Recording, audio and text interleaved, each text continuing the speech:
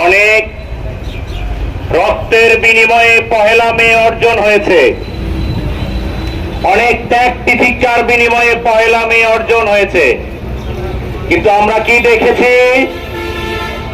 আজকেও বাংলাদেশের শ্রমিক তারা অধিকার বঞ্চিত, তাদের ন্যায়সঙ্গত যে মজুরি, সেই মজুরি তাদেরকে দেওয়া হচ্ছে না। আমরা যেটা দেখছি, বাংলাদেশের 42টা সেক্টরের বিভিন্ন ধরনের মজুরি নির্ধারণ করেছে, অথচ গত 10 বছর ধরে আমরা জাতীয় নিম্নতম মজুরির কথা বলে আসছি। অর্থাৎ 42টা সেক্টরের মজুরি আমাদের দরকার নাই, আমাদের একটা মজুরি নির্ধারণ থাকবে, সেই নিম্নতম মজুরির উপরে সকল শ্রমিকদের মজুরি দিতে হবে। কিন্তু আমরা জানি না, ওই মালিক শ্রেণীর শোষণের জন্য ওই সরকারকে তোষামত করে আমার শ্রমিককে সেই মজুরি না দিয়ে 42 ধরনের মজুরি দিয়ে তাদের উপরে যে জুলুম অত্যাচার অব্যাহত রেখেছে সেটা বন্ধ করতে হবে। আমরা আজকে এখান থেকে বলতে চাই, বাংলাদেশের জাতীয় নিম্নতম মজুরি 20,000 টাকা ঘোষণা করতে হবে।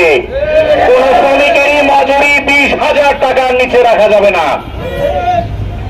আপনারা জানেন, আমাদের শ্রম আইনে ওই মালিকদেরকে বহু প্রকারের সুযোগ দেওয়া হয়েছে, আর ওই শ্রমিকদের ক্ষতি করে, অধিকার বঞ্চিত করে আইন করা হয়েছে।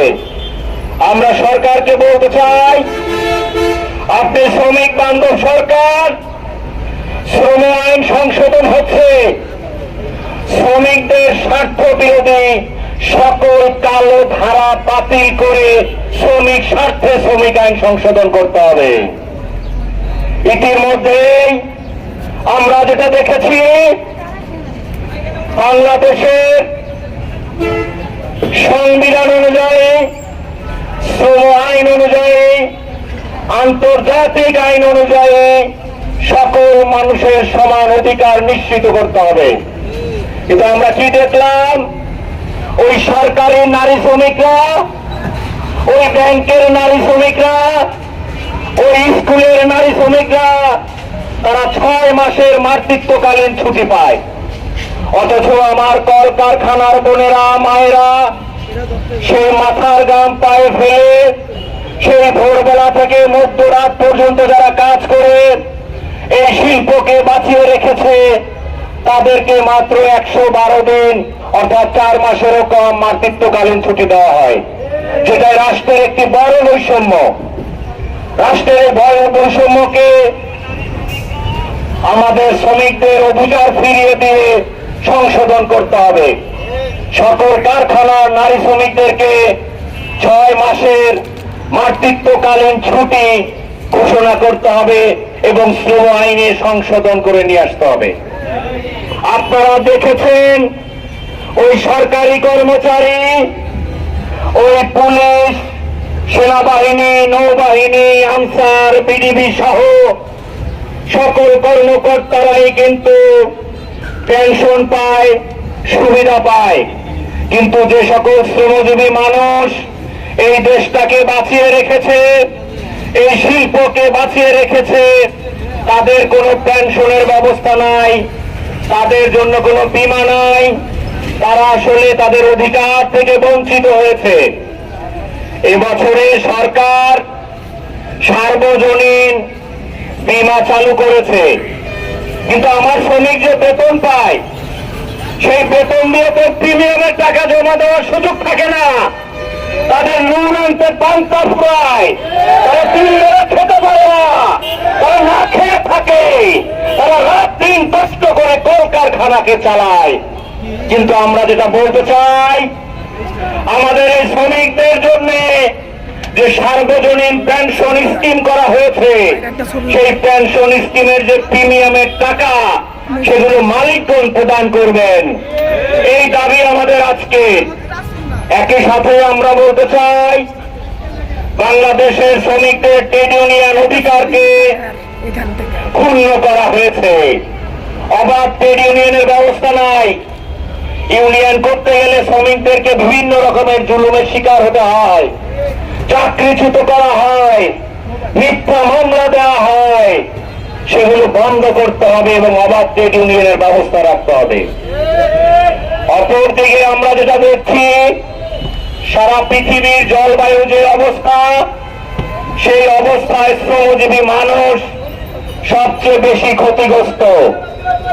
আমরা যদি দেখি, কলকারখানা থেকে শুরু করে, আমাদের সড়ক পরিবহন থেকে শুরু করে, মোটর যান থেকে শুরু করে, দোকান শ্রমিক থেকে শুরু করে, হোটেল শ্রমিক থেকে শুরু করে, যে সকল শ্রমিকরা রাস্তায় আছে, আপনারা দেখেছেন এবছরের গরমের কি পরিস্থিতি।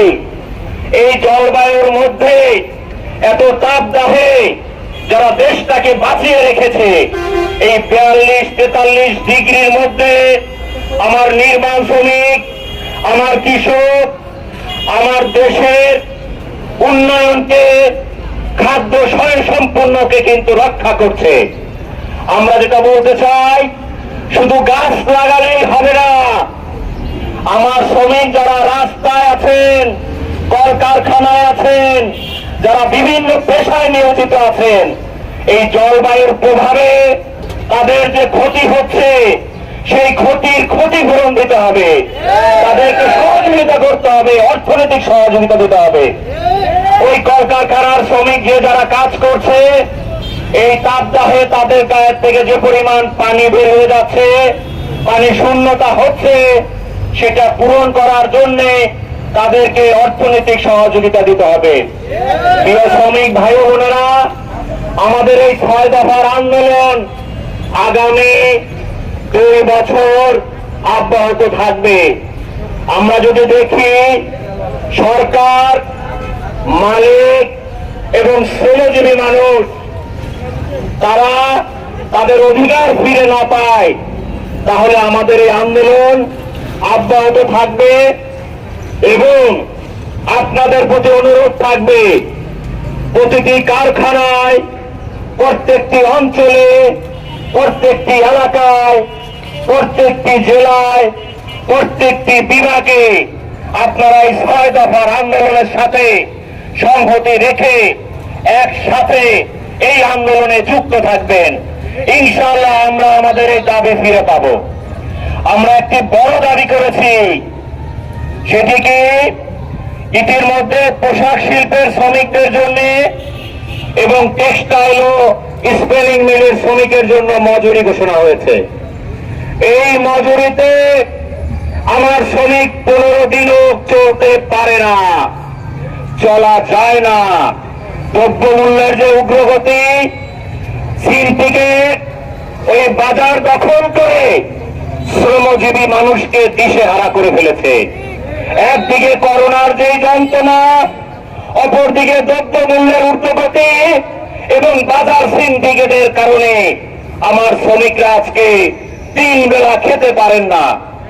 আমরা যেটা বলতে চাই, মাননীয় প্রধানমন্ত্রী, আপনি গার্মেন্টস শ্রমিকের মজুরি ঘোষণার আগে শ্রম মন্ত্রণালয়ের মাননীয় শ্রম প্রতিমন্ত্রীর মাধ্যমে পোশাক শিল্পের শ্রমিকের জন্য ফ্যামিলি কার্ড দেওয়ার ঘোষণা করেছিলেন। আমাদের কিন্তু এগুলো মনে আছে, এগুলো পত্রিকাতে আছে, টেলিভিশনের নিউজে আছে। কিন্তু 6 মাস অতিক্রান্ত হয়েছে। বাংলাদেশের অন্যান্য ক্ষেত্রে আমরা কিন্তু দেখেছি তারা রেশন পাচ্ছে, ফ্যামিলি কার্ড পেয়েছে, কিন্তু আমার গার্মেন্টস শ্রমিকরা কিন্তু কিছুই পায় নাই। আমরা বলতে চাই, এই মে মাসে আমরা আজকের এই দিনে আপনাকে জানাতে চাই, আগামী কুরবানির ঈদের আগে আপনি যদি আমাদেরকে এই রেশনের ব্যবস্থা না করেন, আপনি যদি আমাদেরকে ফ্যামিলি কার্ডের ব্যবস্থা না করেন, তাহলে গার্মেন্টস শ্রমিকরা রাস্তায় নেমে আসবে। এবং রাস্তায় নেমে আসলে তাদের দায় দায়িত্ব ওই মন্ত্রণালয়, ওই সরকারকে নিতে হবে। আমরা পারছি না, আমার শ্রমিক ভাই বোনরা পারছে না, দ্রব্য মূল্যের সাথে লড়াই করা যাচ্ছে না। চিকিৎসা সেবার খরচ বেড়েছে, বাড়ি ভাড়া বেড়েছে, শিক্ষার খরচ বেড়েছে এবং দ্রব্য মূল্যের দাম বেড়েছে। আপনি বাজার কন্ট্রোল করেন, খরচ কমিয়ে দেন এবং আমাদের শ্রমিকদের এই ফ্যামিলি কার্ডের ব্যবস্থা করেন। এ পর্যায়ে আগামী দিনের আন্দোলন সংগ্রামে আপনাদের সকলকে যুক্ত থাকার জন্য আহ্বান রেখে এ পর্যায়ে আমি বক্তব্য শেষ করছি।